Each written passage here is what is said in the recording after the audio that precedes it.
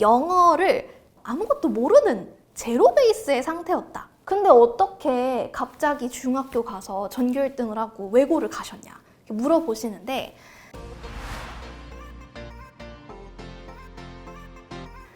안녕하세요. 영어응급실 지원쌤입니다. 오늘은요, 제가 완전히 국내파로서 영어를 잘하게 된 거 되게 많은 분들이 궁금해 하시더라고요. 그래서 제가 어렸을 때 어떻게 영어 공부를 했었는지 그 얘기를 조금 공유해 볼까 합니다. 사실 많은 분들이 충격받아 하시는 부분이 있어요. 제가요, 초등학교 5학년이죠. 12살 때. 그때 mother, father, brother, sister 요 4개의 철자를 쓸 줄 몰랐어요. 그래서 그 기억이 나요. 12살 때 이렇게 스펠링 보시면 mother, father, brother는 끝에가 THER로 끝나는데 sister는 H가 없거든요. 그거 혼자 발견하고 엄마한테 집에 와서 오빠, sister는 H가 없게 막 이제 그랬던 기억이 나요. 그 정도로 저는 아주 어린 나이에도, 그리고 12살이 되기까지도 영어를 아무것도 모르는 제로 베이스의 상태였다 라고 해도 과언이 아닙니다. 근데 여기서 이제 많이 물어보세요. 근데 어떻게 갑자기 중학교 가서 전교 1등을 하고 외고를 가셨냐 이렇게 물어보시는데, 저도 돌이켜보니 제가 철자를 못 썼을 뿐이지 영어에 대한 재미있는 기억과 공부는 아주 어렸을 때 시작이 됐더라고요.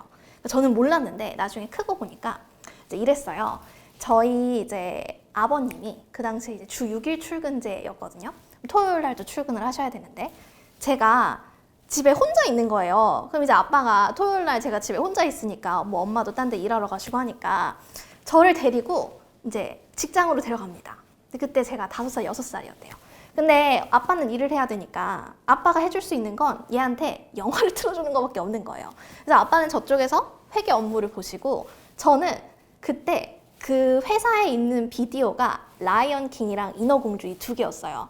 2개밖에 없대요. 그래서 제가 매주 토요일마다 아빠 회사에 가면 라이언 킹 아니면 인어공주를 봤어요. 그러니까 못해도 한 영화당 50번씩은 본 것 같아요. 그렇게 한 2년을 했을 테니까.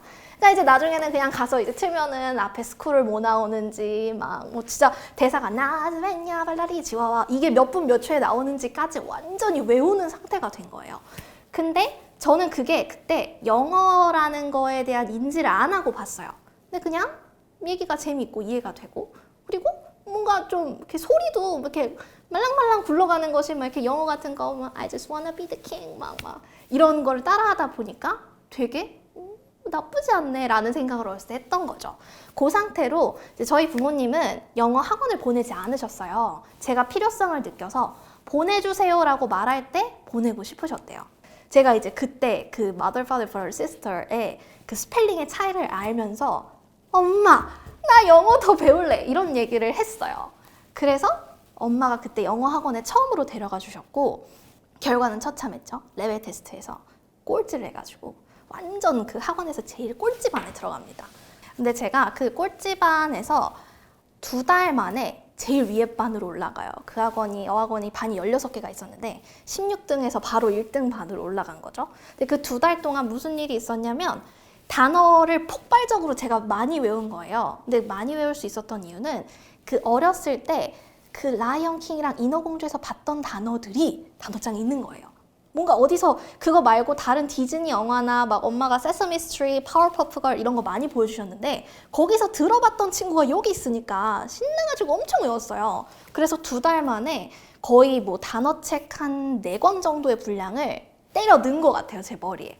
그리고 그때부터 제 영어 상향 곡선이 이렇게 시작을 했죠. 네, 요즘 특히나 많은 부모님들이 우리 아이를 위해서 영어 영상에 대한 노출, 소리에 대한 노출 많이 해주고 계시죠. 신경도 많이 써주시고 저도 현장에서 그걸 많이 봅니다.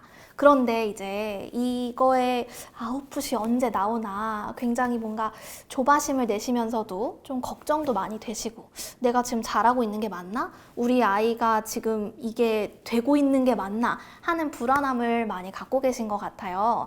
저도 그 부분에 대해서 충분히 공감하고 저희 어머니 또한 너무나 그러셨다고 합니다. 정말 몸에서 사리가 나올 지경이셨다고 나중에 하시더라고요. 근데 정말요, 아이들한테 지금 하시는 대로 꾸준히 계속 노출을 시켜주시면 그게 절대 무의미한 게 되지 않을 겁니다. 그게 쌓여서 제가 4살, 5살, 6살 때 봤던 그 영화들이 12살, 13살이 돼서 빛을 확 발했던 것처럼 분명히 그건 무의미하지 않고 굉장히 큰 의미로 아이에게 다가갈 거예요. 다만 그게 지금 당장이 아닐 수 있다는 거죠. 그래서 너무 조급해 하시고 막 내가 잘하고 있나 막 이렇게 불안해 하시기보다는 지금 아이에게 해주시는 그 너무나 사랑스럽고 감사한 영어에 대한 노출, 영어에 대한 케어를 꾸준히만 계속 해주시면 분명히 빛을 볼 수 있을 겁니다. 전 이 얘기를 꼭꼭 드리고 싶었고요. 다음에 조금 더 유익하고 좋은 영상으로 또 찾아뵐게요.